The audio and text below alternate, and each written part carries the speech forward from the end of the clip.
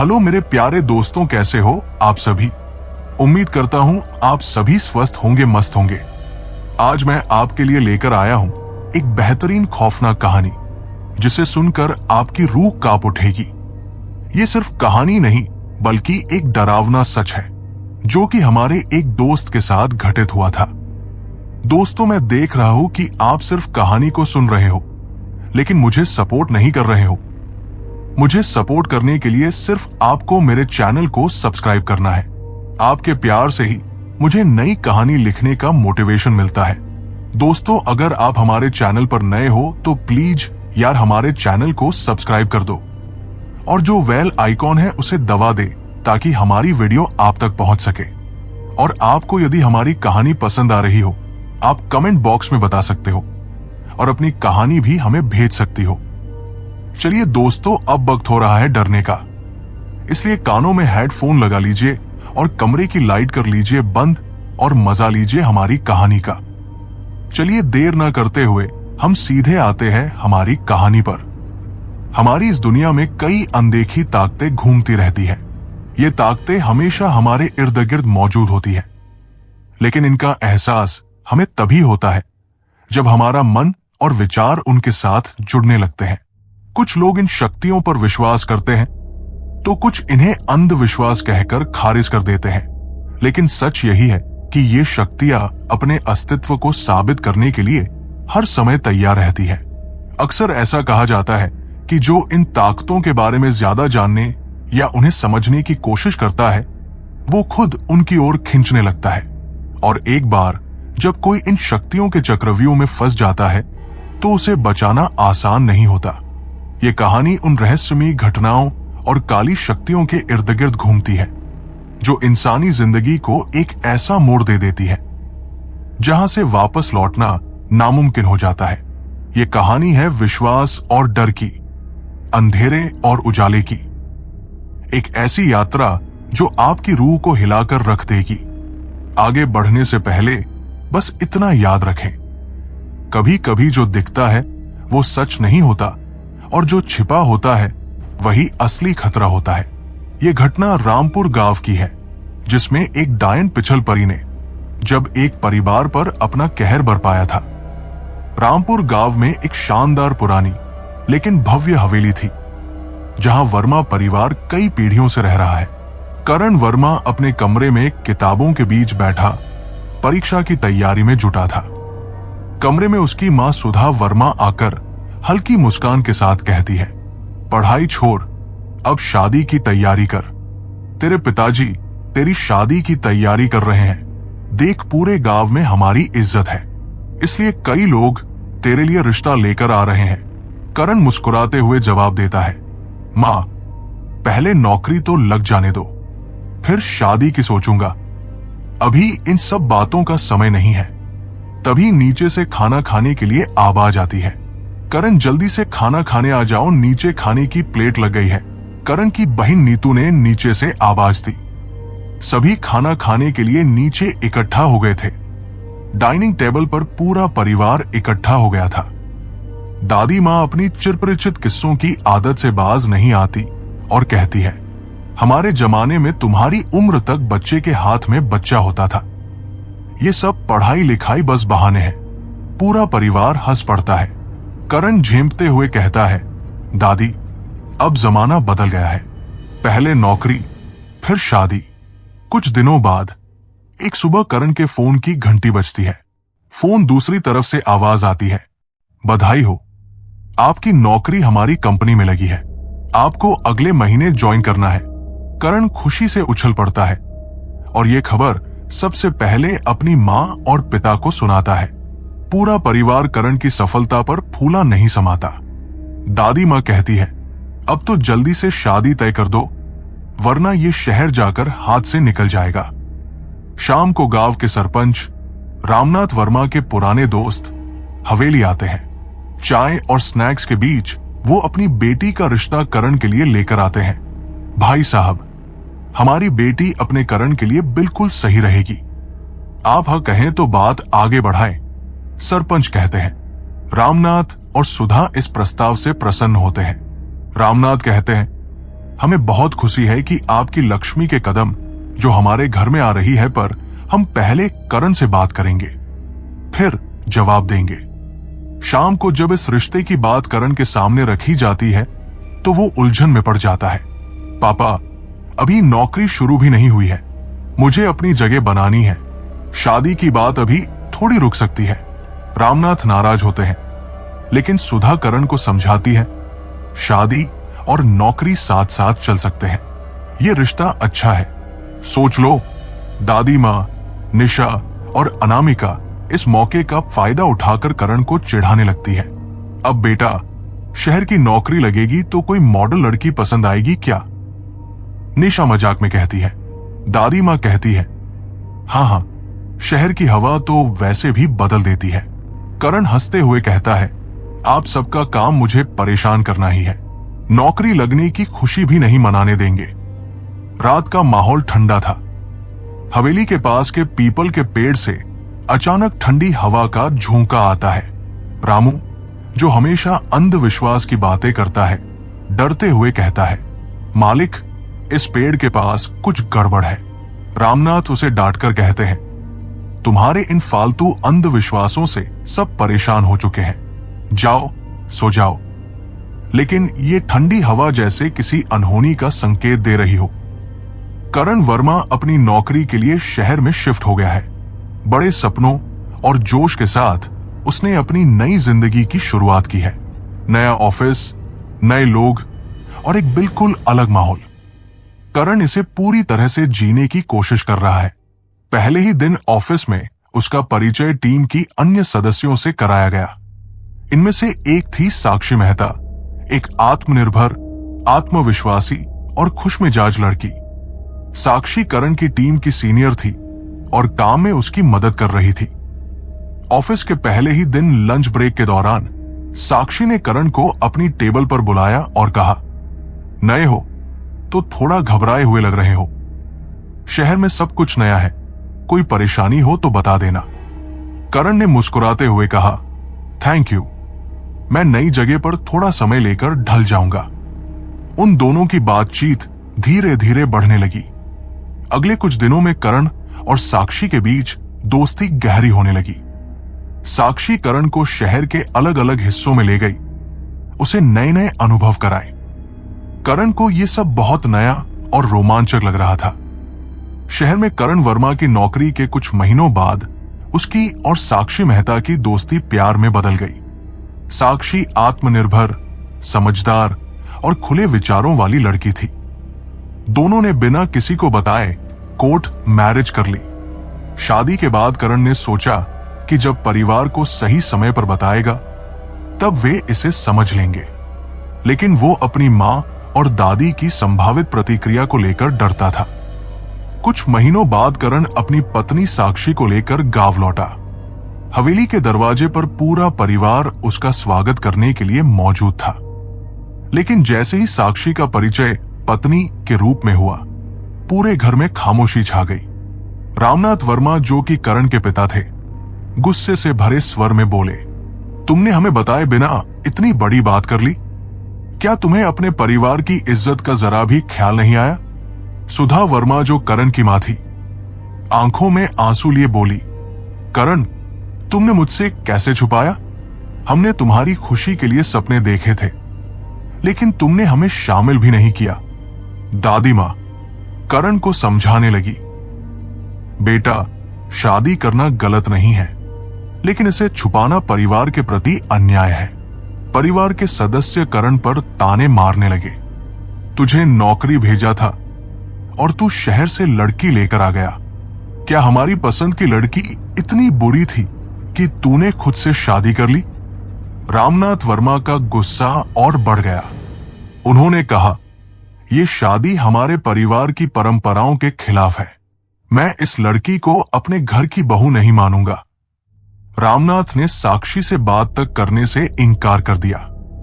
करण ने हाथ जोड़कर सभी से कहा, पापा, मां, मैंने गलती की है, मैं आप सबसे माफी मांगता हूं। लेकिन साक्षी मेरी पत्नी है और मैं उसे छोड़ नहीं सकता। वो बहुत अच्छी इंसान है और मुझे उम्मीद है कि आप उसे एक मौका देंगे और मुझे पूरा यकीन है कि आप इसे अपनी बहू के रूप में जरूर स्वीकार करेंगे। साक्षी ने भी परिवार के सामने हाथ जोड़कर कहा, मैंने करण से शादी की है, लेकिन मैं आपके परिवार की इज्जत का पूरा ख्याल रखूंगी। मुझे एक बार खुद को साबित करने का मौका दीजिए। सुधा और दादी मां ने साक्षी को समझने की कोशिश की। दादी मां ने कहा, बेटा, रिश्ते हमेशा नाराजगी से नहीं चलते। अगर ये लड़की हमारे घर को खुश रख सकती है तो हमें इसे एक मौका देना चाहिए। सुधा ने भी अपने बेटे की खुशी को देखते हुए कहा, रामनाथ, गुस्सा करने से कुछ नहीं होगा। अगर हमारा बेटा खुश है तो हमें भी इसे स्वीकार करना होगा। लेकिन रामनाथ वर्मा अब भी अपनी जगह पर अड़े रहे। उन्होंने साफ शब्दों में कहा, मैं इसे अपना नहीं मानूंगा। ये शादी हमारी परंपराओं के खिलाफ है। हवेली में रहने के दौरान साक्षी ने परिवार को खुश करने की पूरी कोशिश की। वो हर किसी की मदद करने लगी, खाना बनाने से लेकर घर के छोटे बड़े काम करने तक। धीरे धीरे परिवार के बाकी सदस्य उसे अपनाने लगे, लेकिन रामनाथ का गुस्सा कम नहीं हो रहा था। इसी दौरान हवेली में अजीब घटनाएं होने लगी। रात को पीपल के पेड़ से किसी के रोने की आवाजें आती थी। सुधा ने महसूस किया कि कोई उसे हवेली में बार बार घूर रहा है। एक दिन करण के कमरे में करण ने अपने बिस्तर के पास एक अजीब परछाई दिखी। दादी मां ने कहा, यह कोई साधारण घटना नहीं है, अब हमें बहुत सावधान रहना होगा। साक्षी के गांव और हवेली में आने के बाद से घर में एक अजीब सा माहौल बन गया था। एक सुबह जब रामू छत पर गया तो उसने देखा कि वहां एक कुत्ता मरा पड़ा है। उसकी हालत इतनी भयावह थी कि रामू सहम गया। उसने तुरंत ये बात सुधा वर्मा को बताई। सुधा ने दादी मां से कहा, ये क्या हो रहा है? हमारे घर में ऐसी चीजें पहले कभी नहीं हुई। दादी मां ने गंभीर स्वर में कहा, कुछ अशुभ संकेत है। ये सब सामान्य नहीं है, हमें पूजा करानी होगी। 2 दिन बाद सुबह के समय पूरे परिवार ने देखा कि घर के आंगन में ढेर सारे कुएं मरे पड़े हैं। उन कवों के चारों तरफ खून के धब्बे थे। ये दृश्य देखकर साक्षी डर गई। उसने करण से कहा, करण, ये सब क्या हो रहा है? मुझे बहुत डर लग रहा है। करण ने उसे संभालते हुए कहा, कुछ नहीं, शायद ये कोई बीमारी होगी, मैं पता करता हूं। लेकिन परिवार के बड़े बुजुर्ग इसे अशुभ मानने लगे। घर के आंगन में तुलसी का बड़ा पौधा था, जिसे दादी मां हर सुबह जल चढ़ाती थी। लेकिन अचानक ही वो पौधा पूरी तरह सूख गया। दादी मां इसे देखकर बोली, तुलसी का सूख जाना बहुत अशुभ संकेत है। इस घर पर कुछ बुरा साया है। एक रात हवेली में रामू खाना खाकर सोने चला गया।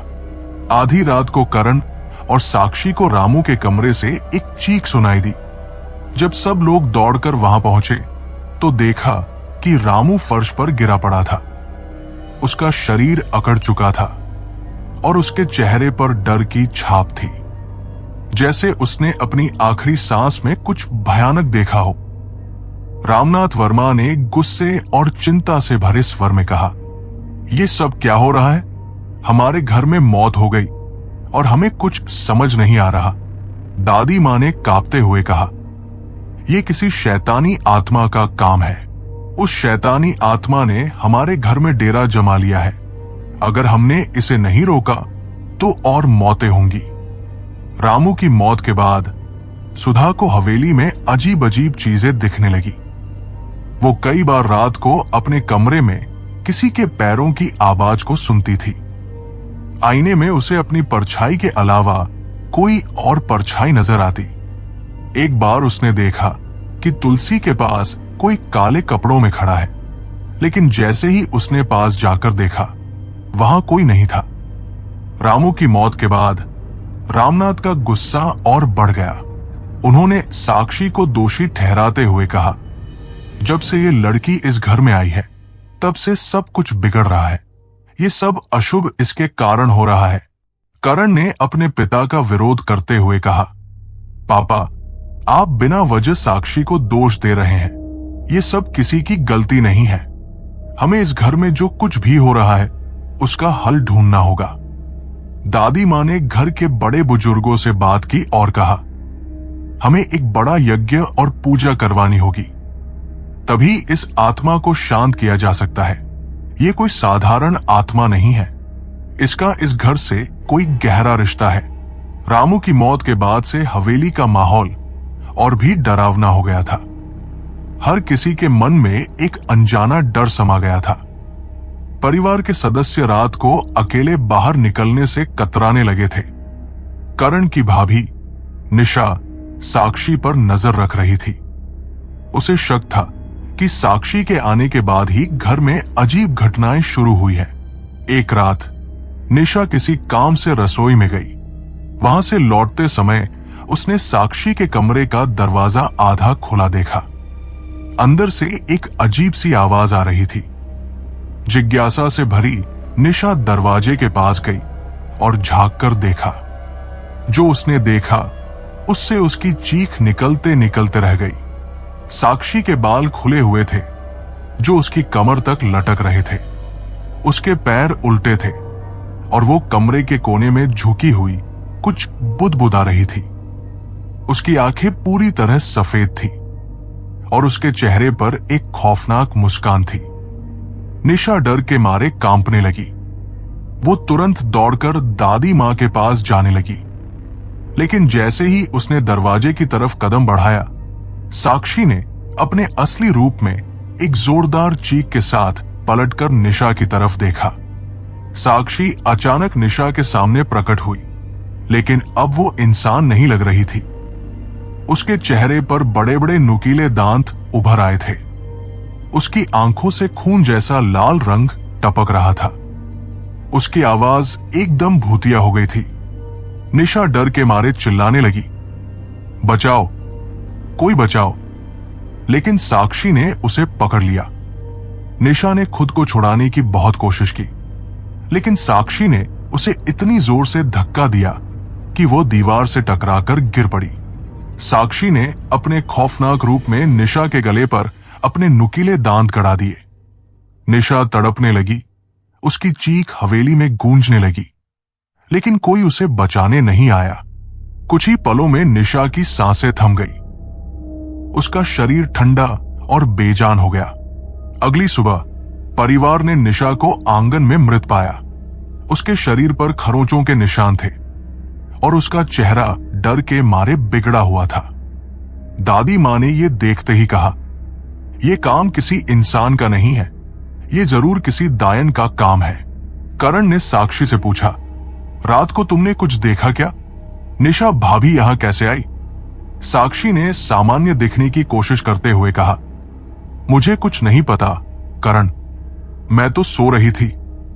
दादी मां को अब साक्षी पर शक होने लगा।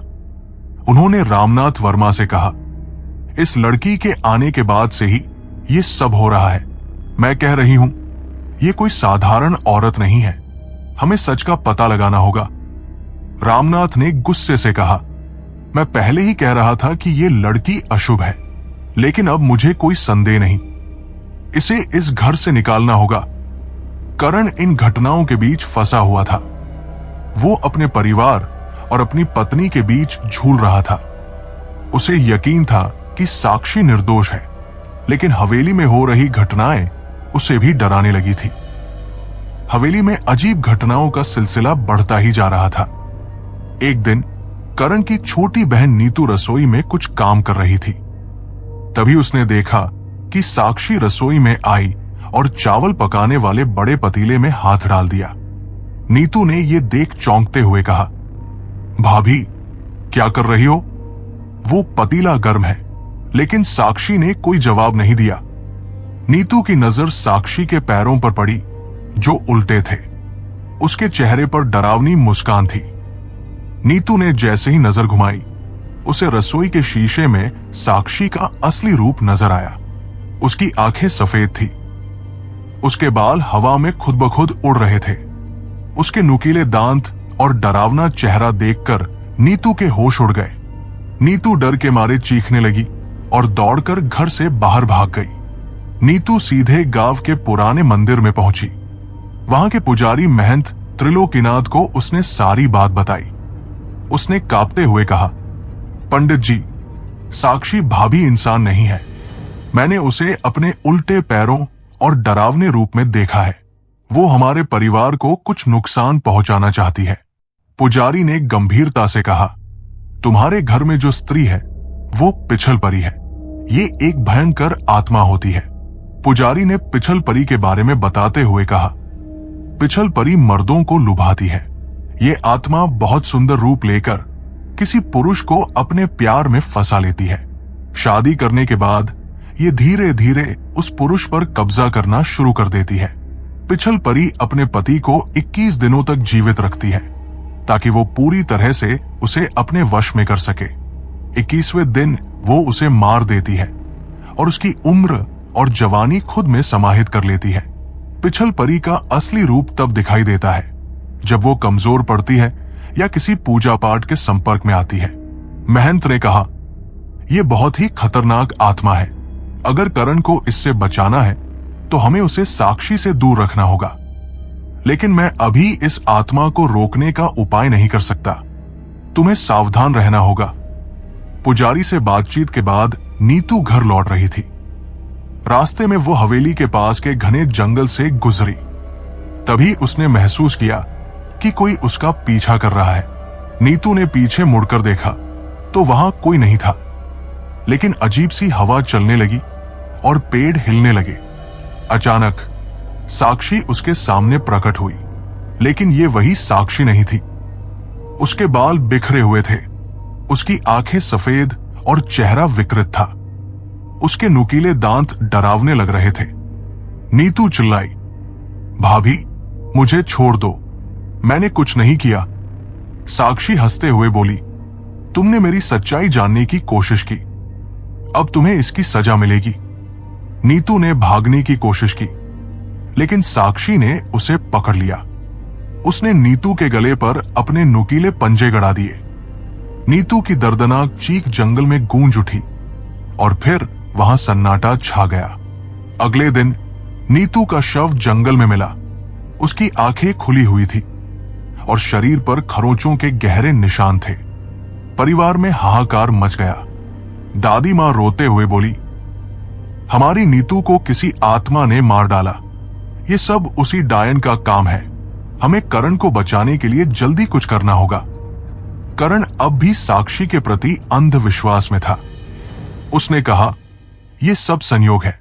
साक्षी निर्दोष है, मैं उसे छोड़ नहीं सकता। रामनाथ वर्मा ने गुस्से में कहा, अगर तुमने साक्षी से दूरी नहीं बनाई तो इस घर में और भी मौतें होंगी। साक्षी के हवेली में आने के बाद से जो अजीब घटनाएं शुरू हुई थी वे अब और भी डरावनी और लगातार होने लगी। खुद ब खुद जलने बुझने वाली लालटेन, रात को घर की लालटेन अचानक खुद ही जल उठती और बुझ जाती। हवेली की दीवारों से अजीब अजीब आवाजें आने लगी, जैसे कोई रो रहा हो या किसी के पैर घिसटने की आवाज हो। पशुओं की मौत, घर के पालतू जानवर जैसे बकरी और मुर्गियां एक एक कर रहस्यमय तरीके से मरने लगे। कुछ दिनों बाद करण अचानक बीमार पड़ गया। उसका वजन तेजी से कम होने लगा। उसका चेहरा मुरझा गया और आंखों के नीचे गहरे काले घेरे पड़ गए। वो लगातार थका हुआ महसूस करता था और किसी काम में उसका मन नहीं लगता था। परिवार ने कई डॉक्टरों को बुलाया, लेकिन कोई भी उसकी बीमारी का पता नहीं लगा सका। डॉक्टरों ने कहा, उसकी रिपोर्ट्स सामान्य है, हमें नहीं पता कि उसे क्या हो रहा है। करण की हालत बिगड़ती देख रामनाथ वर्मा एक दिन मंदिर गए और महंत त्रिलोकीनाथ जी से मिले। महंत ने गंभीर स्वर में कहा, तुम्हारे बेटे की ये हालत सामान्य नहीं है। ये सब उस पिछल परी का कियाधरा है जो तुम्हारे घर में बहू बनकर आई है। रामनाथ हतप्रभ होकर बोले, क्या साक्षी पिछल परी है? लेकिन हम इसे कैसे रोक सकते हैं? महंत ने पिछल परी की सच्चाई और खतरनाक मंशा को विस्तार से बताया। पिछल परी किसी पुरुष से शादी करके 21 दिनों तक उसे अपने वश में रखती है। धीरे धीरे वो उसके शरीर और आत्मा पर कब्जा कर लेती है और 21वें दिन वो उस पुरुष की जान लेकर अपनी उम्र और ताकत बढ़ा लेती है। अगर करण को बचाना है तो उसे साक्षी के साथ किसी भी तरह का शारीरिक या मानसिक संबंध बनाने से रोकना होगा। उसे साक्षी से पूरी तरह दूर रखना होगा। इस आत्मा को रोकने के लिए साधारण पूजा पर्याप्त नहीं है। हमें महाकाल मंदिर के मुख्य पुजारी को बुलाना होगा। वे इस आत्मा को वश में करने में सक्षम हो सकते हैं। महंत की बातें सुनकर रामनाथ के मन में गुस्सा और डर का मिश्रण हो गया। उन्होंने दादी मां से सब कुछ बताया। दादी मां ने कहा, हमें करण को किसी भी हाल में साक्षी से दूर रखना होगा। अगर वो इस पिछल परी के प्रभाव में आ गया तो हम उसे खो देंगे। इसी बीच साक्षी का व्यवहार भी अजीब होने लगा। वो करण को हर वक्त अपने पास रखने की कोशिश करती थी। वो घर के बाकी सदस्यों से कटकर अलग थलग रहती थी। जब भी कोई परिवार का सदस्य करण के करीब जाने की कोशिश करता, साक्षी नाराज हो जाती और डरावनी नजरों से उसे देखती। महंत जी ने रामनाथ को निर्देश दिया, तुम्हें महाकाल मंदिर के पुजारी को यहां लाना होगा। वे इस आत्मा को वश में करने के लिए तांत्रिक अनुष्ठान करेंगे। लेकिन याद रखना, ये आसान नहीं होगा। पिछल परी इतनी जल्दी हार नहीं मानेगी। रामनाथ ने तुरंत महाकाल मंदिर के पुजारी को बुलाने की तैयारी शुरू कर दी। रामनाथ वर्मा ने महाकाल मंदिर के पुजारी स्वामी आदित्यनाथ को सारी घटनाएं बताई। पुजारी ने गंभीरता से सारी बात सुनी और कहा, यह आसान नहीं होगा। पिछल परी एक शक्तिशाली आत्मा है। उसे रोकने के लिए हमें तांत्रिक अनुष्ठान करना होगा। लेकिन ये आत्मा अपने अस्तित्व के लिए भयंकर प्रतिरोध करेगी। तुम्हें तैयार रहना होगा। स्वामी आदित्यनाथ अपने शिष्यों और पूजा का सामान लेकर हवेली पहुंचे। उनके साथ एक बड़ा त्रिशूल, रुद्राक्ष की माला और अन्य पूजा सामग्री थी। जैसे ही वे हवेली के आंगन में पहुंचे, चारों ओर अचानक तेज हवा चलने लगी और घर की खिड़कियां खुद ब खुद खुलने लगी। स्वामी आदित्यनाथ ने पूजा शुरू की। जैसे ही मंत्रोच्चार शुरू हुआ, साक्षी हवेली के बाहर आ गई। लेकिन उसका रूप अब और डरावना हो गया था। उसकी आंखें लाल हो चुकी थी। उसके बाल हवा में लहराते हुए सांपों की तरह दिख रहे थे। उसकी हंसी इतनी भयानक थी कि पूरे परिवार के रोंगटे खड़े हो गए। साक्षी चिल्लाई, तुम्हारी ये पूजा मुझे नहीं रोक सकती। करण मेरा है और मैं उसे किसी भी हाल में नहीं छोड़ूंगी। उसने हवेली के अंदर जोरदार चीख मारी, जिससे खिड़कियों के शीशे टूट गए। स्वामी आदित्यनाथ ने त्रिशूल उठाकर कहा, तुम्हारी शक्ति तभी तक है जब तक तुम्हारा असली रूप छुपा हुआ है। मैंने तुम्हें पहचान लिया है। तुम्हारा अंत अब निश्चित है। साक्षी जोर से हंसते हुए बोली, तुम इंसानों की ताकत मेरे आगे कुछ भी नहीं। मैं अमर हूं, मुझे कोई नहीं हरा सकता। पुजारी ने रुद्राक्ष माला को हवा में घुमाया और मंत्र पढ़ना तेज कर दिया। अचानक हवेली के आंगन में धूल का बवंडर उठने लगा। साक्षी दर्द से चीखने लगी और उसके पैर और हाथ अपने आप उल्टे हो गए। उसका असली रूप सबके सामने आ गया। साक्षी अब एक भयानक चुड़ैल के रूप में सामने थी। उसकी लंबी नुकीली उंगलियां जो पंजों की तरह दिख रही थी। उसके पैर उल्टे और बड़े बड़े थे। उसकी काली त्वचा और सफेद आंखें हर किसी को भयभीत कर रही थी। परिवार के सभी सदस्य भय के मारे दीवार से चिपक गए। दादी मां ने भगवान का नाम जपना शुरू कर दिया। स्वामी आदित्यनाथ ने त्रिशूल जमीन में गाड़ दिया और साक्षी को चेतावनी दी, ये तुम्हारे अंत का समय है। करण का शरीर और आत्मा अब तुम्हारा हिस्सा नहीं बनेंगे। उन्होंने अग्नि प्रज्वलित की और उसमें कुछ तांत्रिक सामग्री डाली। आग की लपटें तेज हो गई और साक्षी चिल्लाने लगी, नहीं, ये आग मेरी शक्ति को खत्म कर रही है। पुजारी ने जोर से कहा, ओम त्र्यंबकम यजामहे सुगंधिम पुष्टिवर्धनम उर्वारुकमेव बंधनान मृत्योर्मुक्षीय मामृतात्। जैसे जैसे मंत्रोच्चार तेज होता गया, साक्षी की चीखें भी बढ़ती गई। वो आग के चारों ओर चक्कर लगाने लगी, लेकिन पुजारी की शक्ति से बाहर नहीं निकल पाई। पिछल परी ने अपने अंतिम प्रयास में करण को अपने पास बुलाने की कोशिश की। उसने करण से कहा, अगर तुमने मुझे छोड़ा तो तुम्हारी जान चली जाएगी। तुम्हारा परिवार तुम्हें नहीं बचा पाएगा। मैं तुम्हें प्यार करती हूं, करण। करण असमंजस में पड़ गया, लेकिन तभी स्वामी आदित्यनाथ ने कहा, यह तुम्हें मारने और अपनी शक्ति बढ़ाने के लिए सब कर रही है। तुम्हें अपने आप को बचाने के लिए इसे रोकना होगा। करण ने हिम्मत जुटाकर कहा, तुम्हारा प्यार झूठा था। मैं तुम्हारे जाल में अब और नहीं फंसने वाला। यह सुनते ही साक्षी ने जोरदार चीख मारी और अपने असली रूप में आ गई। उसने करण पर हमला करने की कोशिश की, लेकिन स्वामी आदित्यनाथ ने त्रिशूल उठाकर उसे रोक दिया। त्रिशूल की शक्ति से साक्षी का शरीर जलने लगा। मंत्रोच्चार और त्रिशूल की शक्ति से पिछल परी की आत्मा जलकर खाक हो गई। साक्षी की चीखें पूरे गांव में गूंजी और फिर सब शांत हो गया। पुजारी ने कहा, यह आत्मा अब इस दुनिया से मुक्त हो गई है, लेकिन याद रहे, ऐसी आत्माएं कमजोर इंसानों को अपना शिकार बनाती है। साक्षी के जाने के बाद हवेली में सब सामान्य हो गया। करण की तबीयत धीरे धीरे ठीक होने लगी। परिवार ने भगवान का धन्यवाद किया और स्वामी आदित्यनाथ का आभार व्यक्त किया। साक्षी के अंत के बाद हवेली में सभी अजीब घटनाएं खत्म हो गई। कुत्तों और पक्षियों की रहस्यमयी मौतें बंद हो गई और घर का तुलसी का पौधा फिर से हरा भरा हो गया। परिवार के सदस्यों ने राहत की सांस ली। करण की तबीयत धीरे धीरे ठीक होने लगी। वो अब पहले की तरह मजबूत और स्वस्थ महसूस करने लगा। उसने परिवार के साथ समय बिताना शुरू किया और साक्षी के जाल में फंसने की अपनी गलती पर पछतावा किया।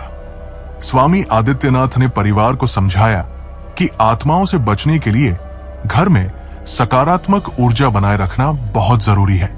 उन्होंने परिवार को नियमित रूप से भगवान शिव की पूजा करने और घर को पवित्र रखने की सलाह दी।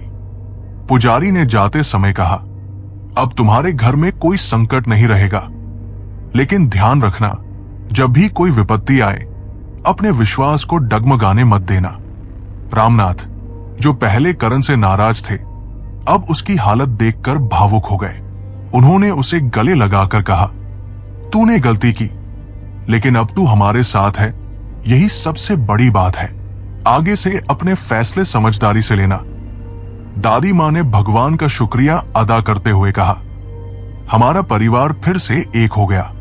ये सब भगवान की कृपा से हुआ है। करण ने ठान लिया कि वो अपने करियर और परिवार पर ध्यान देगा और भविष्य में किसी भी तरह की लालच या अंधविश्वास से बचकर रहेगा। दोस्तों, ये थी करण और उसके परिवार की कहानी। हाँ, तो कैसी लगी आपको? आप हमें कमेंट करके जरूर बताएं।